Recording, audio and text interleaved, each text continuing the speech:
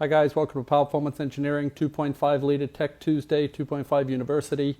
We're going to show you a little bit more, or talk a little bit more about some oils today. These are our two oils we've kind of, I'd say, become our favorites over the last 20 years. We've seen a couple of thousand of these Nick motors with these oils through them. So these would be our two picks for being lake or race, and we'll explain a little bit more about that. So the first one would be, which is most consumers and all the way up to a race oil would consider the Mercury two-stroke synthetic. Is good all round. It's really good on the Nick, doesn't wear the rings out too fast. It is a little thicker, a little more viscosity, I would call it, than the Redline, but certainly good for, I'm going to say, up to 10,000 RPM, but not a all-out race oil. So the difference too, as you'll see, between, let's say, the Mercury oil and some of the other big name brands we see, and like I said, we've seen thousands of these motors come through here, would primarily be deposits on the piston tops and in the chest.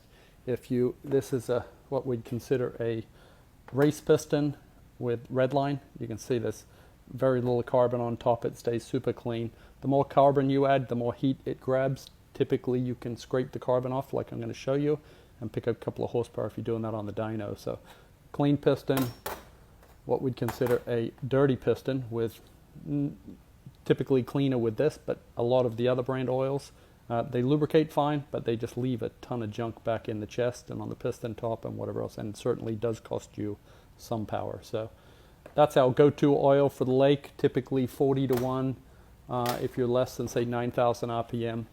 Above 9,000 RPM, now we're talking whether you're iron or Nick or any of the above, our Redline would be the choice, the two-stroke racing oil, typically at a mix of 25 to 1. I would tell you, do not, and I'll say this again, do not run it in a 100-hour motor, simply because after about 50 you won't have any rings left, and I've seen that on multiple occasions. So I do not recommend the Redline in a pleasure application, but certainly a race application. It's actually worth a couple of horsepower if you back-to-back these two oils on the dyno. So I would take the Redline for racing. Again, that's a low hour, high change part, all-out racing engine.